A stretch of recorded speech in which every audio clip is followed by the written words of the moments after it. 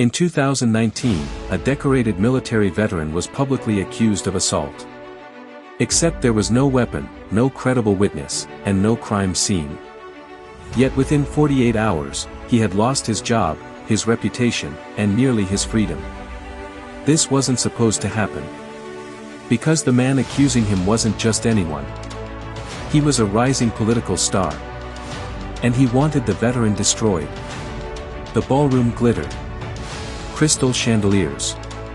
Polished marble floors. Campaign banners everywhere. The annual Liberty Foundation Gala in Arlington, Virginia. Politicians. Donors. Veterans. Media. And front and center, Congressman Daniel Whitmore. 46. Harvard educated. Media darling. Tipped as a future governor. He loved microphones. He loved applause more. And that night, he was unstoppable. Until he wasn't. Because in the third row sat Staff Sergeant Michael Rivera. Retired U.S. Army. 2 tours in Afghanistan. Bronze Star recipient. He wasn't there for politics. He was there for a veteran's mental health grant proposal. He had worked for months on it. Whitmore had promised to review it personally. That was the first lie. When Rivera approached him during the networking break, cameras were still rolling. Rivera was calm. Respectful. "Congressman, I just wanted to follow up on the veterans funding proposal." Whitmore didn't smile. He smirked. "Right. The handout request." Rivera blinked. "It's not a handout, sir. It's funding for PTSD rehabilitation," Whitmore interrupted. "Look, Sergeant, what was it?" "Rivera?" The room grew quieter. "Some of you veterans need to learn when the war is over." A few nervous laughs. Whitmore kept going. "You don't get special treatment forever. And then, you can't just live off the system because you're struggling to adjust." The word system hit hard. Rivera stood still. Jaw tight. Eyes steady. He didn't shout. He didn't threaten. He said one sentence. "I didn't ask for special treatment. I asked for accountability." Whitmore's smile vanished. Security shifted closer. The cameras caught everything. But only half the audio made the news. By morning, headlines read. "Veteran confronts Congressman at Gala." The footage was clipped. Edited. Shortened. It showed Rivera stepping closer. It didn't show Whitmore's insult. It didn't show the smirk. It didn't show the laughter. And then something strange happened. At 8:12 a.m. the next day, Whitmore filed a police report. He claimed Rivera had physically threatened him. Said he felt in imminent danger. Said Rivera's aggressive stance suggested possible assault. There was no contact. No shove. No raised fist. But Whitmore said he feared for his safety.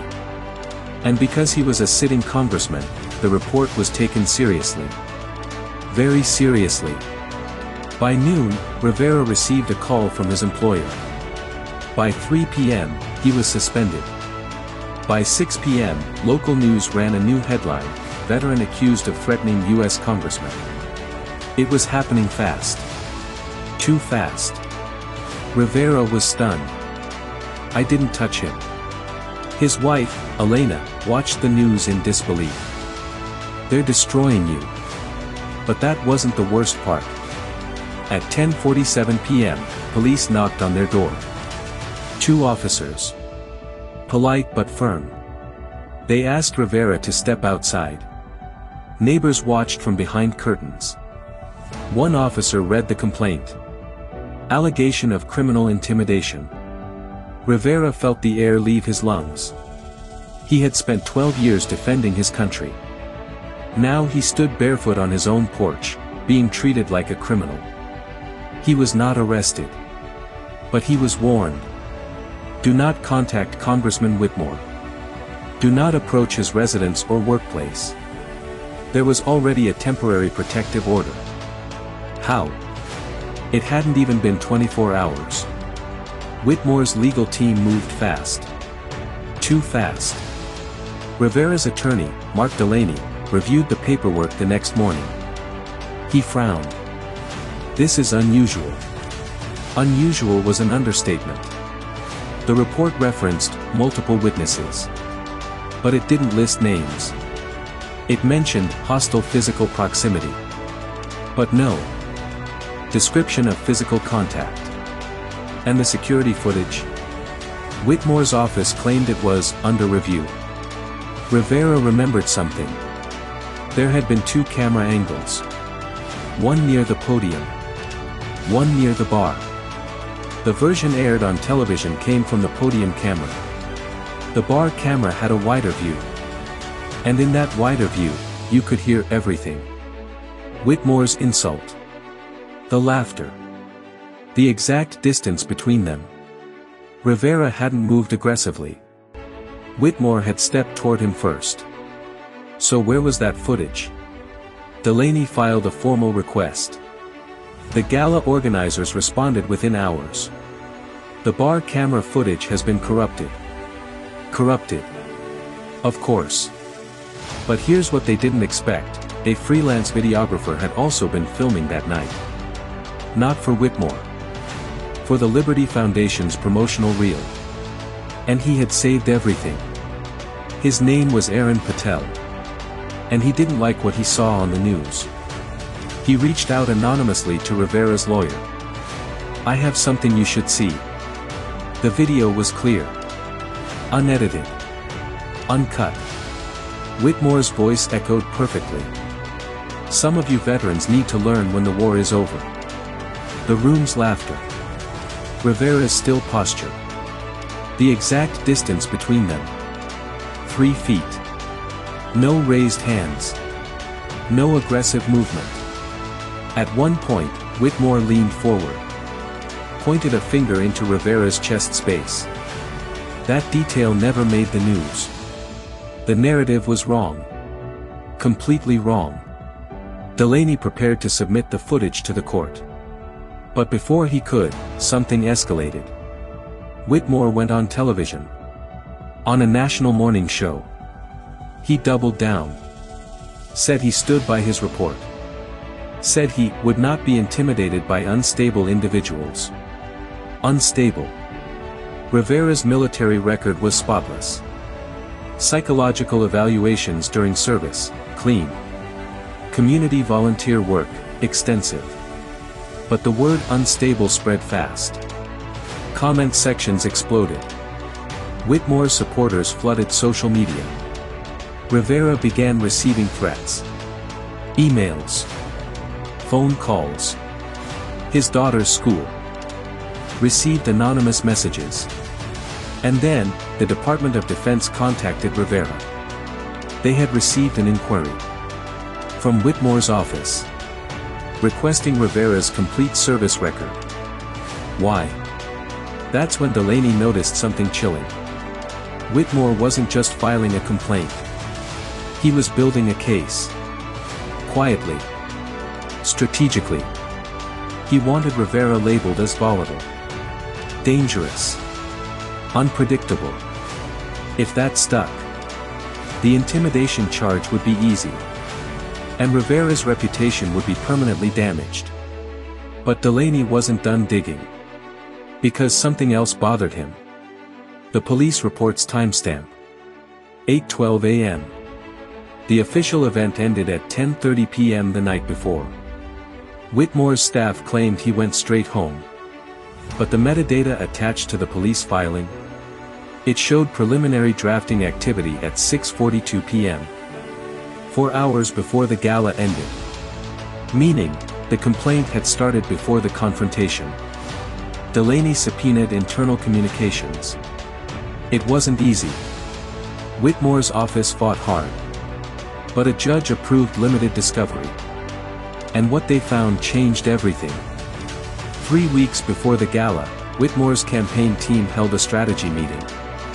Minutes from that meeting included one line: need to pivot media narrative to strong leadership. Highlight law and order stance. 2 days later, an email from a senior aide: event opportunity, veterans reception. Possible contrast scenario. Contrast scenario. Delaney dug deeper. Whitmore's approval ratings had slipped recently. He was criticized for cutting funding to veteran support programs. Public backlash was growing. He needed a distraction. He needed a moment. A public confrontation. One that made him look decisive. Threatened. Strong. Rivera had unknowingly been selected. Because he had been vocal. Because he had emailed Whitmore's office repeatedly about funding transparency. Because he wouldn't let it go. But no one expected Rivera to remain calm on camera. So they edited the footage.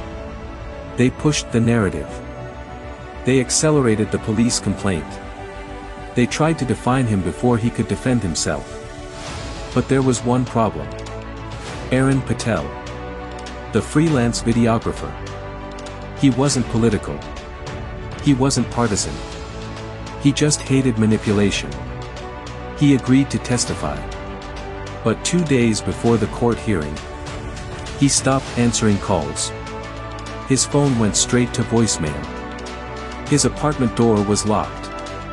His car was gone. And then, the prosecution filed a motion. They requested to expedite charges. They wanted Rivera formally indicted. Based on new witness statements. Witnesses no one had named before. The judge scheduled a preliminary hearing. 48 hours away. Rivera barely slept. Elena tried to stay strong. But she saw the fear. Not of prison. Of erasure. Of being branded something he wasn't. The morning of the hearing, Delaney received an envelope. No return address. Inside, a USB drive. And one handwritten note. Look at the security feed from 9:17 p.m. No signature. Just that. Delaney plugged it in. The footage wasn't from the bar. It was from the hallway outside the ballroom. And it showed something no one expected. At 9:17 p.m., 30 minutes after the confrontation, Whitmore wasn't shaken. He wasn't frightened. He wasn't distressed. He was laughing. With his chief of staff. And his exact words were caught clearly: "That'll play well." The courtroom was silent as Delaney prepared to introduce the hallway footage. Whitmore's legal team objected immediately. The judge hesitated. The USB's origin was unknown. Chain of custody unclear. But then, another twist. A second envelope arrived at the courthouse reception desk. Addressed directly to the judge. Inside, printed email chains. Internal campaign messages. One subject line read, "Rivera angle confirmed." The room shifted. Whitmore's expression changed for the first time. Not anger. Not arrogance. Fear. The judge called for recess. Outside the courthouse, reporters began. Receiving anonymous drops. Full audio files. Unedited clips. Campaign memos. By nightfall, the narrative had flipped. Headlines changed. Was veteran set up? Whitmore denied everything. Called it a political smear. Blamed deep state operatives. But investigators were now asking a new question. Not whether Rivera threatened Whitmore, but whether Whitmore orchestrated a false accusation. And then, at 11:32 p.m., federal investigators arrived at Whitmore's home. With a warrant. The door opened. Cameras flashed. And just before the feed cut, one reporter shouted, "Congressman, did you fabricate the threat?" Whitmore didn't answer. He just stared ahead. Cold. Controlled. Calculating. Because if the emails were real, if the footage held up, if the timing proved premeditation, this wasn't just a failed stunt. It was conspiracy, obstruction, abuse of power, and maybe, something even bigger. Because buried in those emails was one more line. One no one had reported yet.